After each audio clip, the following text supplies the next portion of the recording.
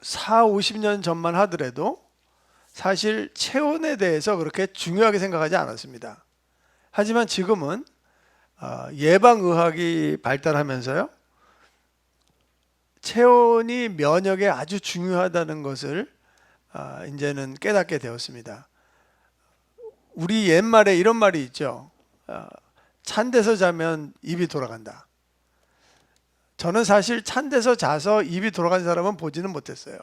그런데 이 말이 의학적으로 근거가 없는 말은 아니라고 합니다. 왜냐하면은 체온이 1도가 떨어지면 면역력이 30%가 감소된다고 해요. 하지만 반대로 체온이 1도가 올라가면 면역력이 5배로 뛴다고 합니다. 저는 되게 놀라운 사실이라고 생각했어요. 그리고 암이나 치매나 이런 질병을 앓고 있는 환자들은 체온이 낮다고 합니다. 그래서 나이가 드신 노인분들이 젊은 사람보다 체온이 한 0.8도 정도 낮아진다고 해요. 그래서 그런 이유 때문에 면역력의 감소로 인해서 질병에 노출되는 경우가 많다는 얘기를 들었습니다. 그리고 또 체온은요, 우리의 감정에 따라서도 변한다 그래요. 그 보시면은 이렇게 쭉 나와 있는데 두 번째 왼쪽에서 두 번째 사람 보시면 우울한 사람을 한번 봐보세요. 이 사람은 팔다리가 파랗습니다. 그래서 우울한 사람들은 체온이 떨어져 있는 상태고요. 그리고 이런 사람들은 활동량이 작습니다. 자, 분노를 한번 보세요. 화가 나면 우리의 체온이 올라가요. 그래서 우리 뭐라 그러죠? 열받네 이러잖아요. 네. 뚜껑 열리네. 이게 괜히 그런 소리가 아니었더라고요, 보니까. 여러분 그 도표를 보시면 가장 몸이 뜨거워질 때가 언제예요? 사랑할 때죠. 네. 행복하고 사랑할 때 몸이 가장 뜨거워진다는 거예요. 하나님은 얼마나 뜨거우시겠어요? 왜냐하면 하나님께서는 사랑이시기 때문에 그래요. 예수님도 그 소아시아에 있는 7교회 중에 하나인 라오디게아 교회에다가 이런 경고를 하십니다. 요한계시록 3장 15절에서 16절 말씀인데요. 내가 내 행위를 아노니 내가 차지도 아니하고 뜨겁지도 아니하도다.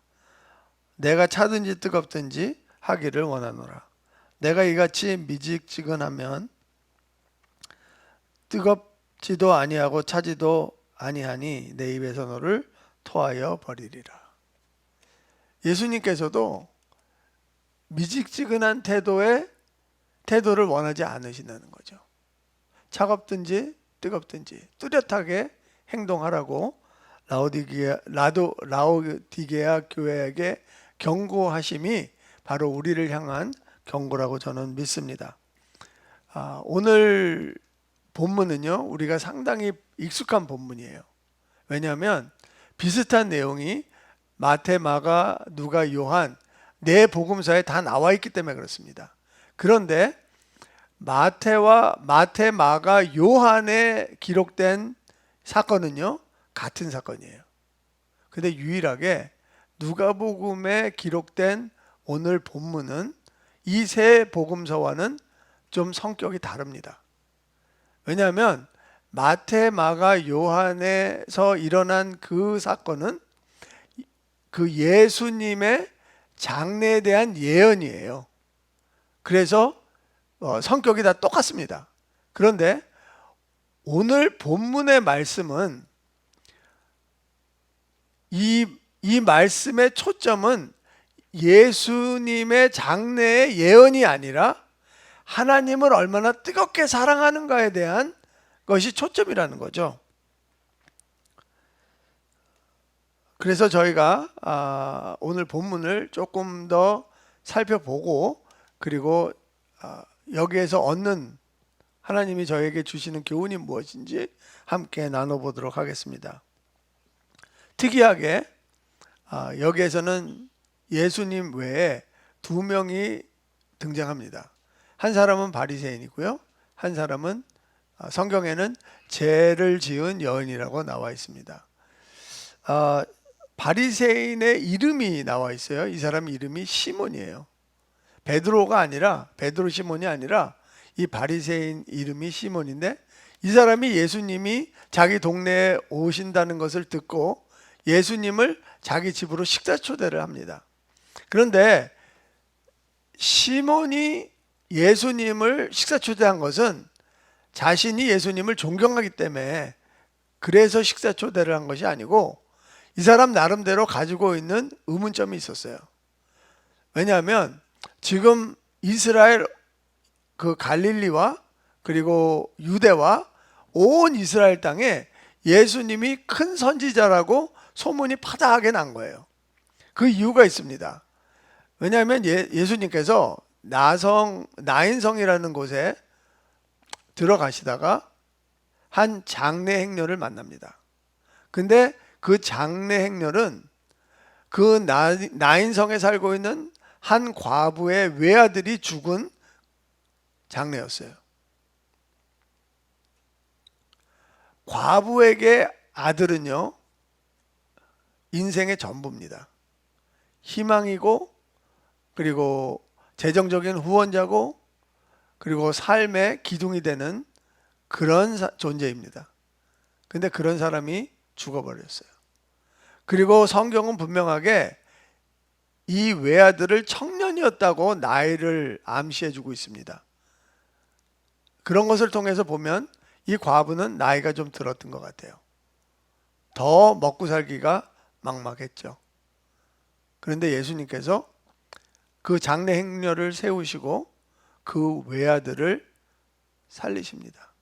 그때 예수님을 따르던 많은 무리가 있었고요. 그리고 그 장례 행렬에 참여한 많은 나인성 주민들이 있었어요. 근데 그 기적을 보면서 모든 사람이 놀랬고, 그리고 하나님께 영광을 돌렸어요. 왜? 하나님이 하나님의 백성을 돌보시는구나. 그리고 하나님께서 그 백성을 돌보시기 위해서 큰 선지자를 보내주셨구나 하는 소문이 일어나기 시작한 거예요. 누가복음 7장 16절과 17절 말씀입니다. 모든 사람이 두려워하며 하나님께 영광을 돌려 이르되 큰 선지자가 우리 가운데 일어나셨다 하고, 또 하나님께서 자기 백성을 돌보셨다 하더라. 예수에 대한 이 소문이 온 유대와 사방에 두루 퍼지니라. 이 바리새인은요, 예수님의 이 소문이 사실인지 아닌지를 알고 싶었어요. 그래서 예수님을 자기 집으로 초대한 겁니다. 그런데 그 자리에 죄 지은 여자도 나타난 거예요. 아마 모르긴 해도 이 죄 지은 여자는 창기였을 거예요. 왜냐하면 그때 예수님 시대 당시에 동네에서 죄를 지은 사람이라고 이야기할 때 보통 세리와 창기를 이야기했어요. 그래서 많은 학자들이 이 여자는 아마 창기였을 것이다 이렇게 추측을 합니다. 그런데 이 여인도 예수님이 큰 선지자라는 소문을 들었던 것 같아요. 그리고 특히 자기와 처지가 비슷한 과부를 돌보신 하나님에 대해서 다시 한번 생각하게 됐고요. 그리고 자기가 지금 아무런 희망도 없고 지옥같이 살아가는 이 하루하루를 하나님께서 돌보시고 인도해 주신다는 거에 마음이 뺏겼어요. 자, 생각을 해보세요. 이 죄 지은 여자는요, 인생에 소망이 없어요. 자기가 창기가 돼서 되고 싶은 것이 아니라 먹고 살려고 하다 보니까 창기가 된 거예요. 요새 이야기로 얘기하면 생계형 창기였어요. 이 여자는요, 어떻게 해서든지 이 가난과 이 지옥 같은 생활을 벗어나려고요, 향유를 모았어요. 그 이야기는 뭐냐면 자기의 이 어려운 상황에서 자기를 구원해 줄 수 있는 것은 결혼이라고 믿었기 때문에 그렇습니다. 향유를 모았다는 것은 그 향유를 가지고 결혼 지참금으로 쓰려고 그것을 모은 거예요. 그렇게 살아가던 그 죄 지은 여자가 나인성에서 일어난 예수님의 기적을 들은 거예요. 그 예수님이 자기가 살고 있는 동네에 오신다는 소문을 들었고요. 그리고 바리새인 집에서 식사를 하신다는 얘기를 들었어요. 그 여자는 자기가 평생을 모아온 그 옥합이 든 향유를 가지고 예수님 앞으로 나갑니다. 사실 우리는 이 성경에 보면은 이 붓는다라고 표현이 되어 있는데, 사실은 여러분 향수병이 그렇게 크지 않잖아요. 다 조그맣잖아요. 한번 보여주실래요? 네, 향수병의 높이가 한 10cm 이 정도밖에 안 돼요. 한 4인치 정도밖에 안 돼요. 사실 이거는 큰 편에 속하거든요. 그거를 들고 그 바리새인 집으로 아마 뛰다시피 갔을 겁니다. 그 여인에게 저 옥합은요,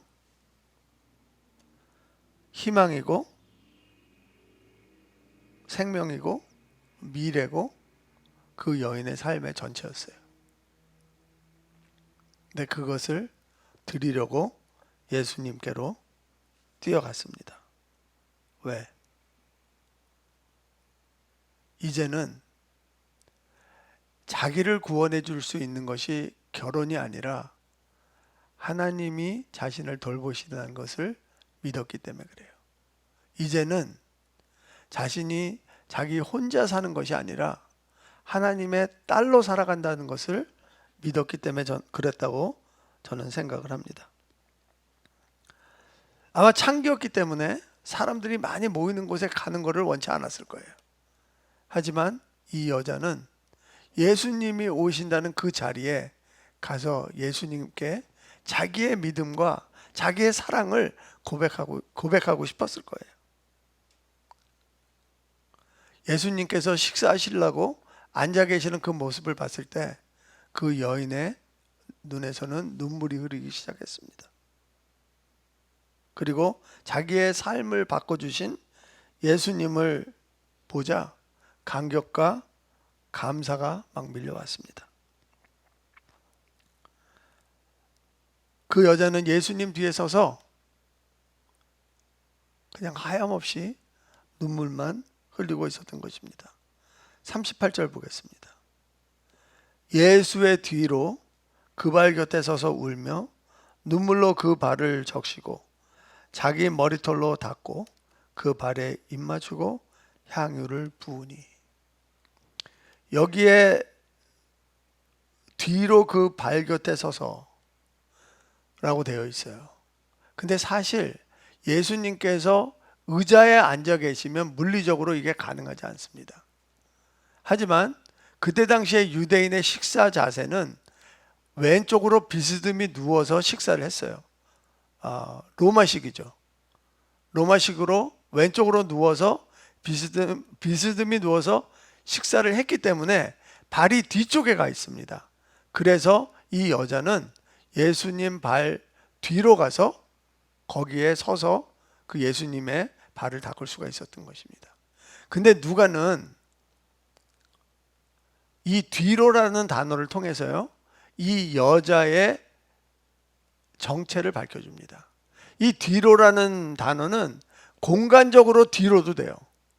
하지만 추상적인 의미는 따르다라는 뜻을 가지고 있습니다. 그러니까 이 여자가 예수님 뒤에 섰다는 것은 바로 예수님을 따르는 제자로 살겠다는 그 표현을 누가는 이중적으로 이렇게 표현하고 있는 것입니다.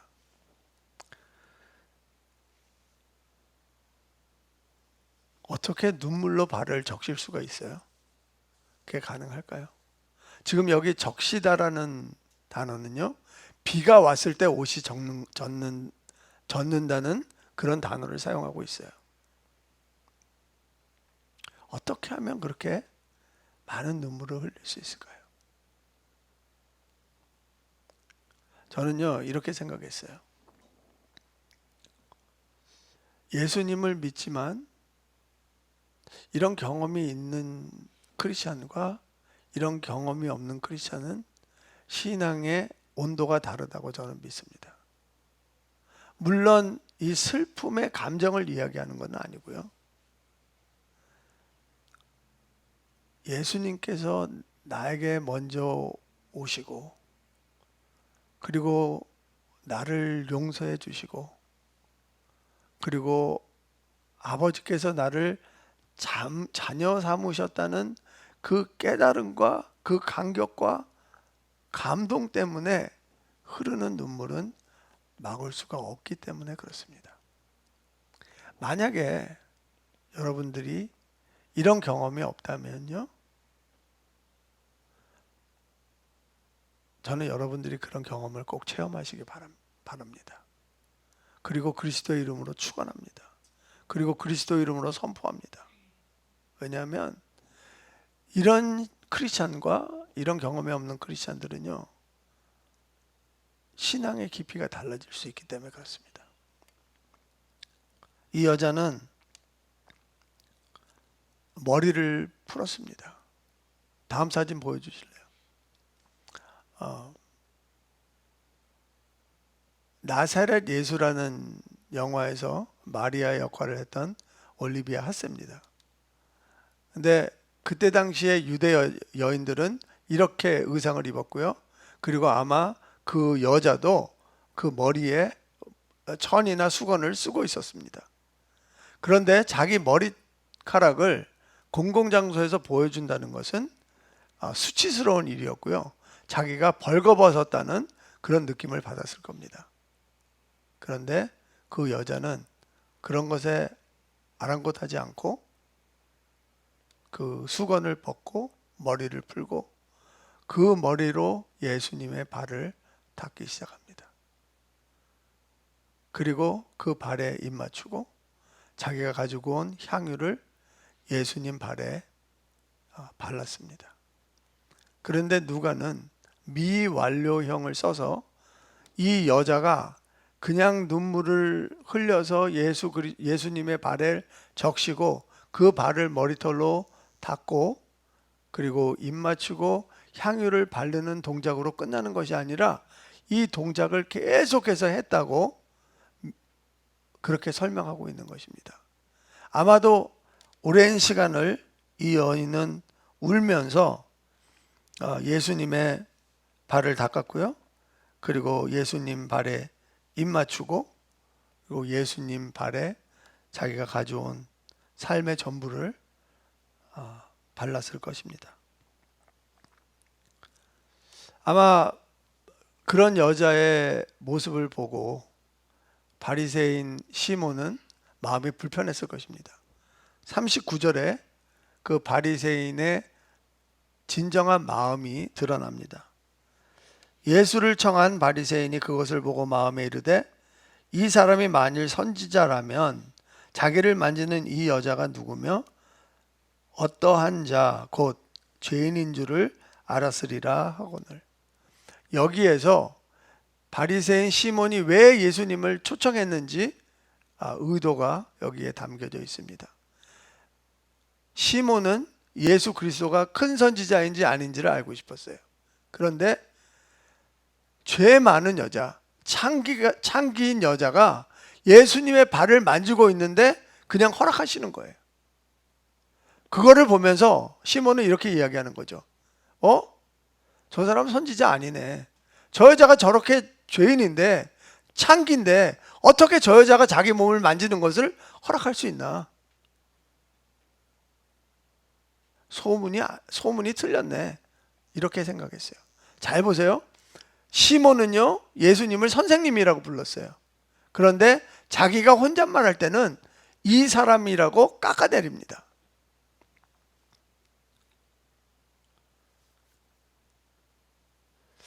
오늘 이 이야기를 계속해서 이어나가는 예수님과 바리새인 시몬의 대화를 통하여서 예수님은 저희들에게 아주 중요한 영적인 교훈을 주십니다. 그것들이 무엇인지 세 가지를 살펴보도록 하겠습니다. 첫 번째는 은혜의 크기는 갚을 수 없는 우리의 무능력에 달려 있다는 거예요. 예수님께서 바리새인 시몬에게 이렇게 질문하십니다. 41절과 42절 말씀입니다. 이르시되 빚주는 사람에게 빚진 자가 둘이 있어 하나는 500데나리온을 졌고 하나는 50데나리온을 졌는데 갚을 것이 없으므로 둘 다 탕감하여 주었으니 둘 중에 누가 그를 더 사랑하겠느냐. 그러자 바리새인은 이렇게 대답합니다.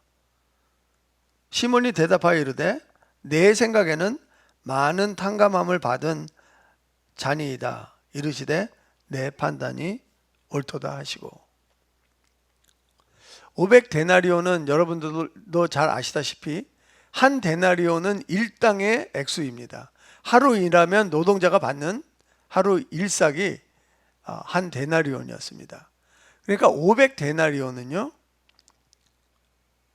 쉬운 일은 아니지만 숨만 쉬고 물만 마시고 2년 동안 꼬박 일을 해서 다 모아야 갚을 수 있는 금액입니다. 그런데 50데나리온은 한 2달 정도 일한 일당들을 다 모으잖아요. 그러면 갚을 수 있는 금액이에요. 당연히 500데나리온이 50데나리온보다 10배가 많습니다. 그리고 500데나리온을 탕감받은 사람이 당연히 은혜가 크다고 우리는 생각합니다. 근데 이 시점은 3인칭의 시점이라는 거예요. 우리가 봤을 때 제3자로 봤을 때 당연하지. 저 사람은 500, 저 사람은 50. 500이 훨씬 크지. 바리새인은 그렇게 봤습니다. 그래서 자기는 창기보다 더 의롭다고 생각하는 것이. 근데 창기는요, 무엇에 초점을 맞췄는지 아세요? 42절입니다. 42절에 보면 갚을 것이 없으므로. 자기 자신이 그 빚이 크고 작고가 문제가 아니라 빚이 크건 작건 그 빚을 갚을 수 없었어요. 그 빚을 갚을 능력이 없었어요. 그냥 무능력한 거예요. 근데 그 빚을 갚아줬기 때문에 이 여인은 예수님 발 옆에서 울고 그리고 그 발을 적실 수 있을 만한 눈물을 흘렸다는 거죠.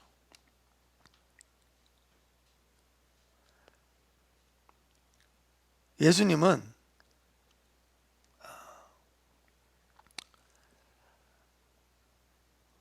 시몬에게 물어볼 때 500의 빚이 크냐 50의 빚이 크냐 이렇게 물어보시지 않은 것 같아요.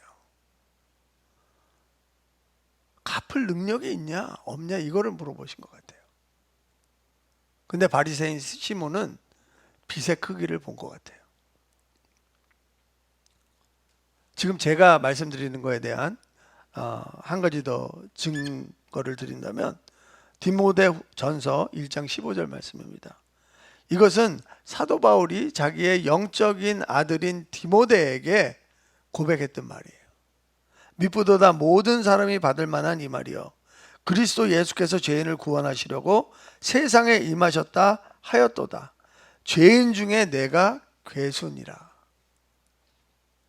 아니 어떻게 성경을 기록한 사도가 죄인 중에 죄인이 될 수 있고 죄인 중에 두목이 될 수 있고 죄인 중에 괴수가 될 수 있냐는 거죠. 만약에 저의 빚이 500데나리온이면 아마 사도 바울의 빚은 한 반 데나리온 정도 되지 않을까요?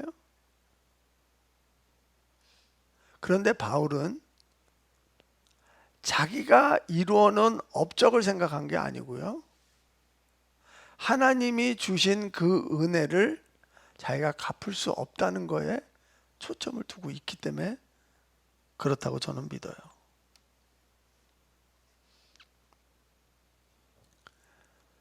하나님 앞에서 우리의 빚은 셀 수 없습니다. 우리가 깨달아야 되는 것은 우리의 죄를 세어서 하나님 앞에 올리는 것이 아니라 어떤 죄이든지 간에 나는 그것을 갚을 수 없다는 것을 고백하는 게 올바른 태도라는 것이죠. 두 번째는 비교할 때 마음의 온도를 측정할 수 없다는 것입니다. 예수님은 바리새인 시몬에게 대답을 들으시고 아직 예수님 발 옆에서 흐느끼고 있는 여인을 바라보십니다. 그리고 시몬에게 말씀하십니다. 44절에서 46절 말씀입니다. 그 여자를 돌아보시며 시몬에게 이르시되, 참 누가가 이 성경을 기록할 때 보면은요 되게 드라마틱하게 썼어요.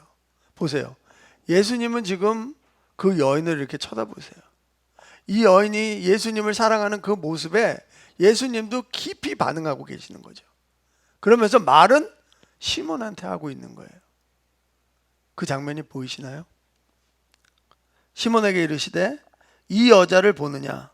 내가 내 집에 들어올 때 너는 내게 발 씻을 물도 주지 아니하였으되 이 여자는 눈물로 내 발을 적시고 그 머리털로 닦았으며 너는 내게 입맞추지 아니하였으되 그는 내게 들어올 때로부터 내 발에 입맞추기를 그치지 아니하였으며 너는 내 머리에 감람유도 붓지 아니하였으되 그는 향유를 내 발에 부었느니라.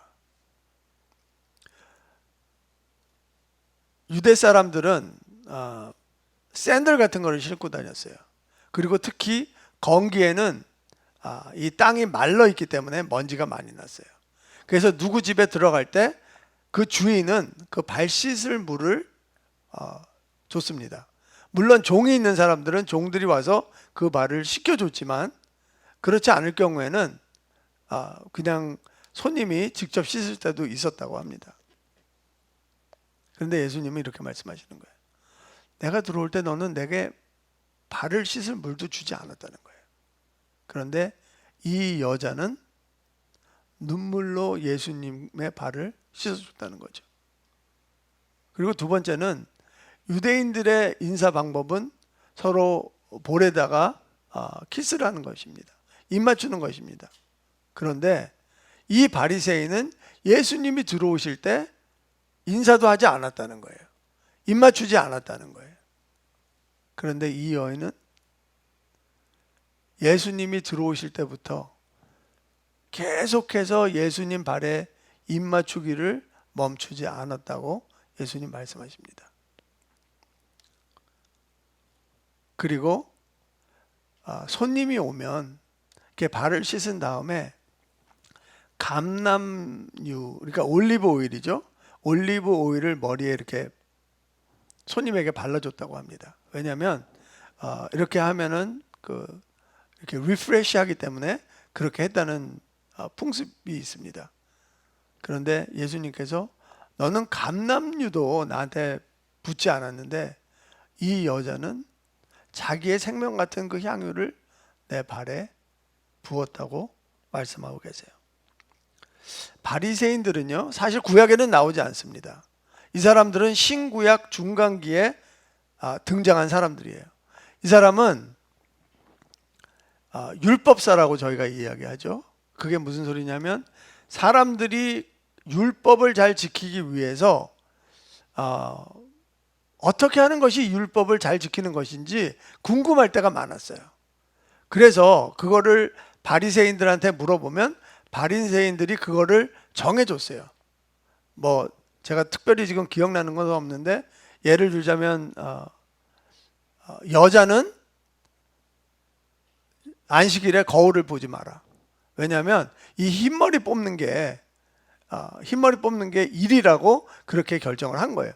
그건 하나님이 하신 일이 아니라 그렇게 그냥 사람들이 정해놓은 거예요. 그런 일을 했어요. 그래서 바리새인들은 성전을 중심으로 일한 게 아니고 회당을 중심으로 일했고요. 그리고 백성들과 아주 가까운 관계를 가지고 있었기 때문에 많은 백성들이 바리새인들을 존경하고 바리새인들을 의로운 사람들이라고 그렇게 믿었습니다. 하지만 바리새인들은 거룩하다는 이름을 통해서 사람들을 차별했습니다. 그리고 자기네들이 구별받은 삶을 산다고 하면서 이들은 비교하는 삶을 살았습니다. 그런 내용이 누가복음 18장에 나와 있습니다. 기도하는 장면인데요. 성전에 올라가서 바리새인과 세리가 기도하는 장면입니다. 바리새인은 서서 따로 기도하여 이르되 하나님이여 나는 다른 사람들 곧 토색 불이 간음하는 자들과 같지 아니하고 이 세리와도 같지 아니함을 감사하나이다. 나는 일에 2번씩 금식하고 또 소득의 11조를 드리나이다 하고 세리는 멀리 서서 감히 눈을 들어 하늘을 쳐다보지도 못하고 다만 가슴을 치며 이르되 하나님이여 불쌍히 여기소서 나는 죄인이로소이다. 저희는 사실 이런 기도를 보면 어떻게 저런 기도를 듣고 이스라엘 백성들은 바리새인을 존경할 수 있을까 이런 생각할 수 있어요. 그런데 예수님 당시에 유대 남자들의 기도를 들어보시면 사회 분위기가 어떻는지를 대강 짐작하실 수 있을 거예요. 이게 유대인 남자들이 아침에 일어나서 하나님께 드리는 기도입니다. 저를 이방인으로 태어나지 않게 하시고 종으로도 태어나지 않게 하시며 여자로 태어나지 않게 해주셔서 감사드립니다. 하나님 영광 받으소서. 사회적인 분위기가 그랬기 때문에 바리새인들이 이런 기도를 하고 이런 비교 의식에 휩싸여 살더라도 이게 다 용납이 됐던 겁니다. 그런데 하나님께서는 이 여인과 바리새인을 비교하시는 것이 아니라 대조하시는 거예요. 여자는 눈물로 발을 씻어드렸고 바리새인은 발 씻을 물도 드리지 않았고 여자는 향유를 발랐고 바리새인은 감람유도 붓지 않았어요. 여자는 발에다 입을 맞췄고 바리새인은 얼굴에다가도 입을 맞추지 않았어요. 비교는 두 가지의 물건이나 사람을 통해서 유사점이나 차이점을 발견해내는 게 비교예요. 그렇지만 대조는 두 가지의 완전히 다른 거를 통해서 이게 얼마나 큰 차이를 분명하게 나타나는지를 밝히는 게 대조예요. 예를 들자면 흰색과 검은색은 완전히 반대되는 거예요. 근데 이거를 대조할 때 밝히고자 하는 것은 이게 밝기가 어느 게 더 밝은가를 분명하게 드러내기 위해서 대조하는 거죠. 우리가 우리의 영적인 체온을 측정할 때는요, 다른 사람과 비교하면은 절대로 올바른 측정을 할 수가 없어요. 측정할 때 오류가 생깁니다. 우리가 우리의 영적인 체온을 측정할 때 딱 한 개의 기준이 있어요. 그것은 예수 그리스도의 의로움이에요. 우리가 예수님과 우리를 비교하지 않는다면, 우리가 예수님 앞에서 내 자신이 누구인지 알 수가 없어요. 우리가 예수님 앞에 설 때 우리는 우리의 영적인 체온을 그리고 온도를 측정할 수 있는 거죠. 세 번째는 사랑의 온도는 회개의 깊이와 비례한다는 것입니다. 47절과 48절 말씀 보도록 하겠습니다. 이러므로 내가 내게 말하노니 그의 많은 죄가 사하여졌도다. 이는 그의 사랑함이 많음이라. 사함을 받은 일이 적은 자는 적게 사랑하느니라. 이에 여자에게 이르시되 내 죄 사함을 받았느니라 하시니. 여러분, 자석의 성질에 대해서 다 알고 계시죠? 자석은 같은 흙끼리는 어떻게 해요? 밀어냅니다. 근데 다른 흙끼리는 끌어당깁니다.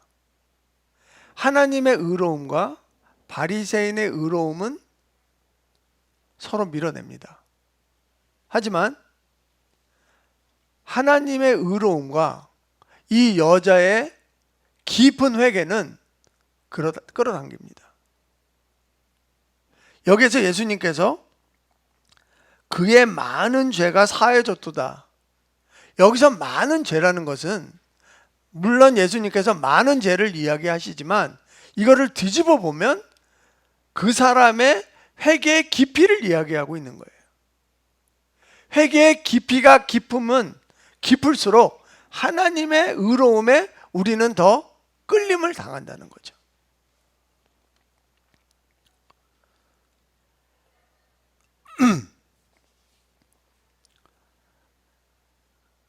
우리의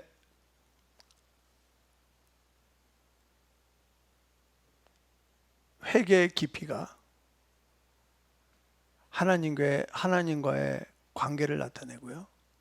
하나님과의 관계가 우리의 영적인 온도를 나타낸다고 저는 믿습니다. 말씀을 정리하도록 하겠습니다. 사랑의 온도는 행함으로 드러납니다.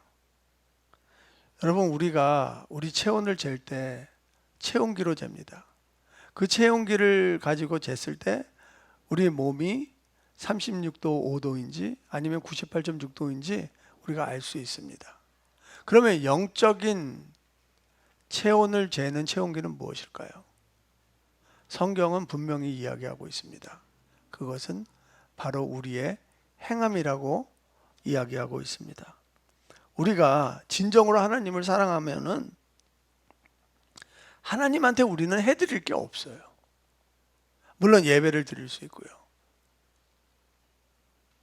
선교를 할 수 있고요. 뭐 여러 가지 일을 할 수 있지만 사실 이런 모든 것들이 다 우리의 이웃들에게 그리고 우리 가족들에게 하는 것이라는 것을 아시기 바랍니다. 우리가 믿었기 때문에 그 믿음으로 끝난다면 우리의 영적인 체온은 그렇게 높지 않습니다.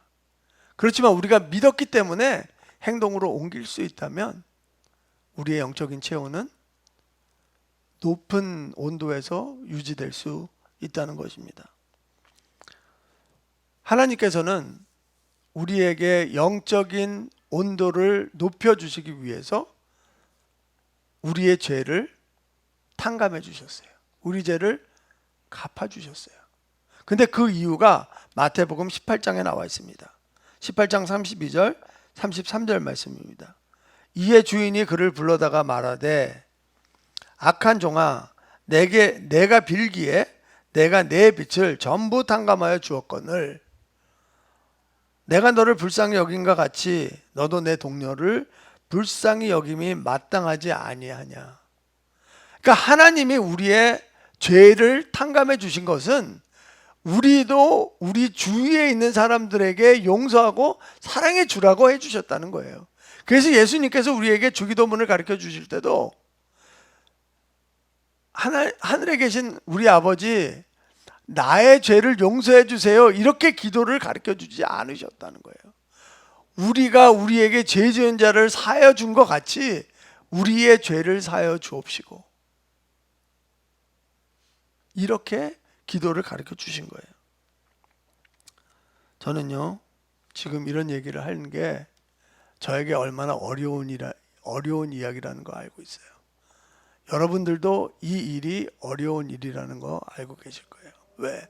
우리가 해봤는데 그렇게 쉽지 않았어요. 우리가 우리에게 죄 지은 자를 용서하기가 그렇게 쉽지 않아요. 용서했다고 생각했는데 그 사람 얼굴 보면 또 분노가 올라와요. 또 억울함이 올라와요. 그런데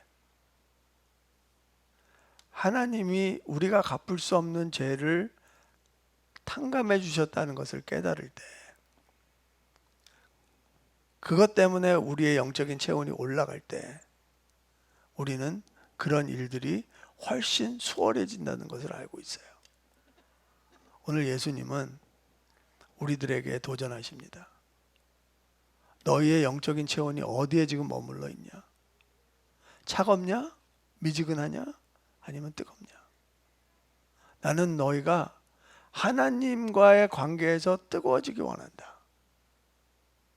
하나님을 뜨겁게 사랑하기를 원한다. 우리에게 그런 도전을 주신다고 믿습니다. 기도하겠습니다.